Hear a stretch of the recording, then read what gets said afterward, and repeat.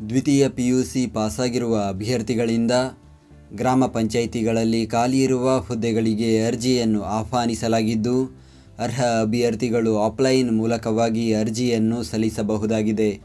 ಹುದ್ದೆಗಳ ಬಗ್ಗೆ ಸಂಪೂರ್ಣ ಮಾಹಿತಿಗಾಗಿ ವಿಡಿಯೋವನ್ನು ಪೂರ್ತಿ ವೀಕ್ಷಿಸಿ.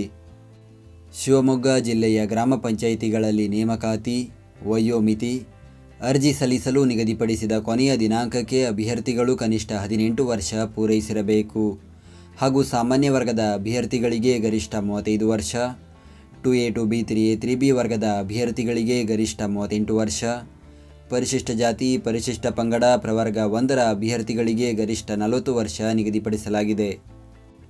ವೇತನ: ಹುದ್ದೆಗಳಿಗೆ ಆಯ್ಕೆಯಾದ ಅಭ್ಯರ್ಥಿಗಳಿಗೆ ಮಾಸಿಕ ರೂಪಾಯಿ 15,196ರಂತೆ ವೇತನ ನೀಡಲಾಗುತ್ತದೆ.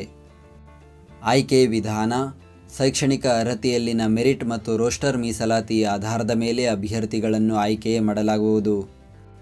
ಅರ್ಜಿ ಸಲ್ಲಿಸುವ ವಿಧಾನ: ಅರ್ಜಿ ಸಲ್ಲಿಸಲು ಬಯಸುವ ಅಭ್ಯರ್ಥಿಗಳು ಇಲಾಖೆಯ ಅಧಿಕೃತ ವೆಬ್ಸೈಟ್ ವಿಳಾಸಕ್ಕೆ ಭೇಟಿ ನೀಡಿ ಅರ್ಜಿ ನಮೂನೆಯನ್ನು ಡೌನ್ಲೋಡ್ ಮಾಡಿ ನಂತರ ಅದನ್ನು ಭರ್ತಿ ಮಾಡಿ ಅಗತ್ಯ ದಾಖಲೆಗಳೊಂದಿಗೆ ಕಚೇರಿಗೆ ಖುದ್ದಾಗಿ ಹಾಜರಾಗಿ ಅಥವಾ ಅಂಚೆ ಮೂಲಕ ಸಲ್ಲಿಸತಕ್ಕದ್ದು. ಅರ್ಜಿ ನಮೂನೆಯ ಲಿಂಕನ್ನು ಈ ವಿಡಿಯೋದ ಡಿಸ್ಕ್ರಿಪ್ಷನ್ನಲ್ಲಿ ನೀಡಲಾಗಿದೆ.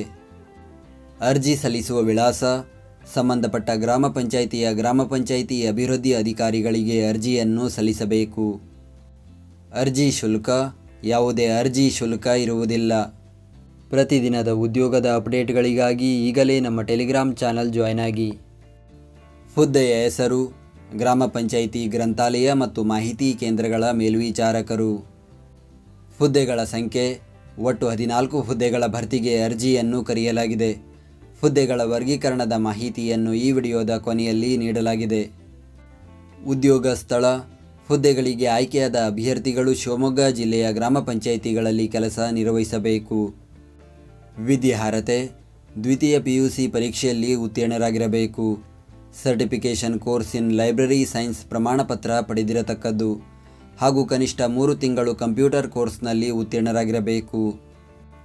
ಅರ್ಜಿ ಸಲ್ಲಿಸುವ ದಿನಾಂಕ: ಅರ್ಜಿಯನ್ನು ಸಲ್ಲಿಸಲು ಪ್ರಾರಂಭದ ದಿನಾಂಕ 5 ಫೆಬ್ರವರಿ 2024. ಅರ್ಜಿಯನ್ನು ಸಲ್ಲಿಸಲು ಕೊನೆಯ ದಿನಾಂಕ 23 ಫೆಬ್ರವರಿ 2024. ಇತರೆ ಮಾಹಿತಿ: ಈ ಹುದ್ದೆಗೆ ಅರ್ಜಿ ಸಲ್ಲಿಸುವ ಅಭ್ಯರ್ಥಿಗಳು ಸಂಬಂಧಪಟ್ಟ ಗ್ರಾಮ ಪಂಚಾಯಿತಿ ವ್ಯಾಪ್ತಿಯ ನಿವಾಸಿಯಾಗಿರತಕ್ಕದ್ದು. ಸಂಬಂಧಪಟ್ಟ ಗ್ರಾಮ ಪಂಚಾಯಿತಿ ವ್ಯಾಪ್ತಿಯ ನಿವಾಸಿ ಲಭ್ಯತೆ ಇಲ್ಲದೇ ಇದ್ದಲ್ಲಿ ಆಯಾ ತಾಲೂಕು ವ್ಯಾಪ್ತಿಯಲ್ಲಿನ ಹತ್ತಿರದ ಗ್ರಾಮ ಪಂಚಾಯಿತಿಯ ಅಭ್ಯರ್ಥಿಗಳನ್ನು ಆಯ್ಕೆಗೆ ಪರಿಗಣಿಸಲಾಗುವುದು. ಶಿವಮೊಗ್ಗ ಜಿಲ್ಲೆಯ ಗ್ರಾಮ ಪಂಚಾಯಿತಿಗಳಲ್ಲಿ ಖಾಲಿ ಇರುವ ಹುದ್ದೆಗಳ ವಿವರ. ನಾವು ನೀಡಿದ ಈ ಉದ್ಯೋಗ ಮಾಹಿತಿ ನಿಮಗೆ ಇಷ್ಟವಾಗಿದ್ದರೆ ನಮ್ಮ ವಿಡಿಯೋಗೊಂದು ಲೈಕ್ ನೀಡಿ ಹಾಗೂ ಈ ವಿಡಿಯೋವನ್ನು ನಿಮ್ಮ ಸ್ನೇಹಿತರಿಗೆ ಶೇರ್ ಮಾಡಿ.